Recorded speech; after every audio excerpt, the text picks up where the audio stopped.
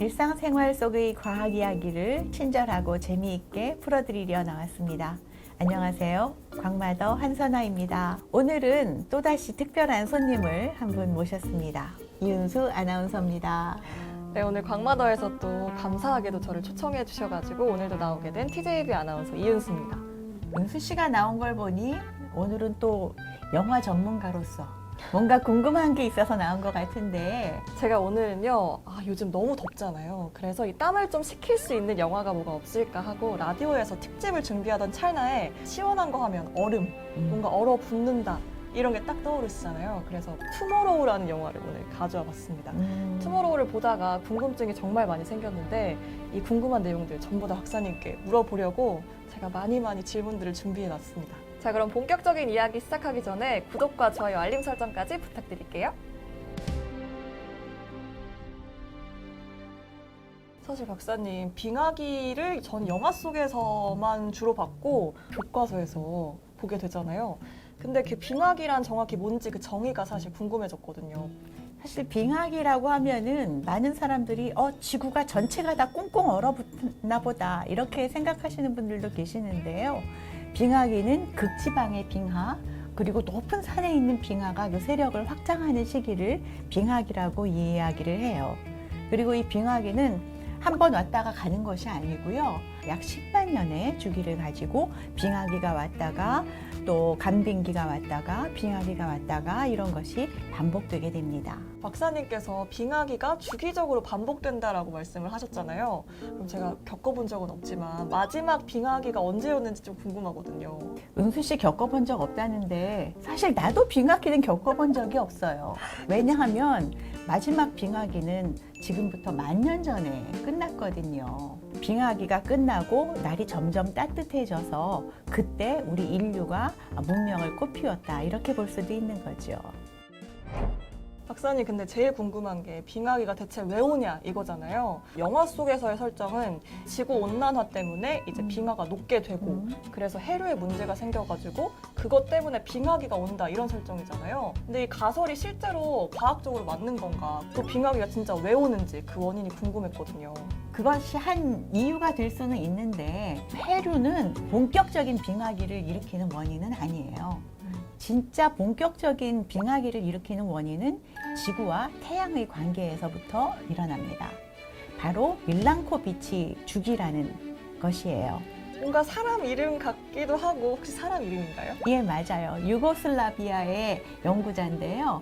이분의 연구 결과에 의하면은 지구가 태양 주변을 공전을 하고 있잖아요. 이것이 완벽한 원을 그리는 것이 아니라 어떤 10만 년의 주기를 갖고 멀어졌다 가까워졌다 하는 주기가 있다.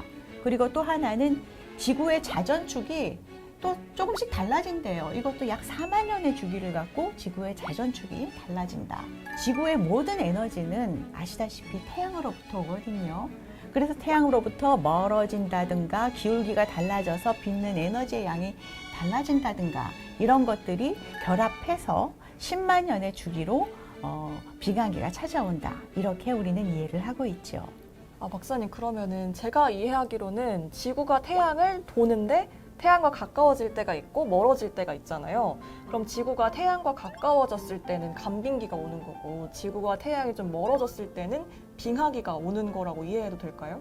그럴 것 같아요. 왜냐하면 빙하기가 10만 년 주기를 가지고 있잖아요. 그런데 지구가 태양을 돌 때 멀어졌다 가까워졌다 하는 주기도 또 딱 10만 년이기 때문에 바로 그것이 빙하기의 가장 큰 원인일 것이다. 이렇게 생각할 수 있는 거죠. 박사님, 근데 제가 영화를 보면서 제일 인상 깊었던 장면이 헬기를 타고 오는 사람들이 추락을 하다가 헬기가 이렇게 열리면서 바로 얼어 죽는 장면이 너무 인상 깊었거든요. 그럼 빙하기가 오게 되면 무조건 다 모든 생명체가 다 이렇게 얼어 죽게 되는 건가요? 빙하기가 뭐 하루 사이에 오면은 그럴 수도 있죠. 그런데 이 빙하기라는 것이 워낙 뭐 수백 년에 걸쳐서 천천히 우리에게 찾아오는 것이기 때문에 아마 그런 일은 없을 것 같고, 또 생물의 특징이 뭐예요? 적응을 한다는 거잖아요. 그래서 빙하기가 오더라도 거기에 적응을 해서 살아남는 생물 종들은 분명히 있을 겁니다. 우리 지난번 공룡 이야기 할 때 멤머드 나왔잖아요. 네. 털이 북실북실한 코끼리, 빙하기를 대표하는 동물이죠. 아 근데 박사님 얘기를 들으니까 제가 생각나는 영화가 하나 있는데 아이스 에이지라고 거기에 검치호랑이랑 매머드가 나오잖아요. 그럼 이 검치호랑이랑 매머드를 보면 분명히 빙하기에도 생명이 살았구나라는 걸 알 수가 있잖아요. 그렇죠. 빙하기에 적응해서 살아낸 동물들인데 또 이런 동물들은 안타깝게도 우리 간빙기가 오면은 그 기후변화를 이기지 못해서 멸종하기도 합니다. 박사님, 제가 이 투모로우라는 영화를 가져온 계기가 이 라디오에서 특집을 준비를 하다가 이 시원한 영화가 뭐가 없을까 해서 가져온 거잖아요. 그래서 이 빙하기를 다룬 영화가 투모로우 말고도 하나가 더 있거든요. 바로 설국열차. 이 설국열차라는 영화가 있는데 이 설국열차에서는 설정이 그렇잖아요. 지구 온난화를 막기 위해서 이 지구 온도를 좀 떨어뜨리기 위해서 냉각제를 사용을 하는데 그걸 너무 많이 사용하다 보니까 빙하기가 오는 그런 설정이잖아요. 그게 실제로 좀 가능한 이야기일까요? 사람이 빙하기를 만들 수는 있습니다. 기후변화로 인한 지구온난화 때문에 많은 연구들을 하고 있는데 이 연구 중에 하나가 태양을 차폐하는 거예요. 태양빛을 덜 들어오게 하겠다. 그래서 성층권에다가 황산을 뿌리겠다. 뭐 이런 이야기들이 있는데 이렇게 돼서 만약에 지구에 들어오는 태양빛을 사람이 몸과 간섭을 통해서 덜 들어오게 한다.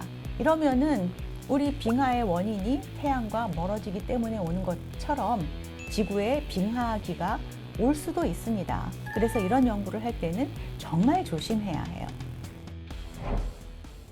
네, 오늘 투모로우라는 영화를 만나봤는데 제가 찾아보니까 이 투모로우의 원제가 The Day After Tomorrow, 그러니까 내일 모레라는 뜻이더라고요. 박사님 설명을 듣다 보니까 당장 내일 모레 이 빙하기가 올 일은 없겠다라는 생각이 들어서 한편으로 안심이 됐습니다.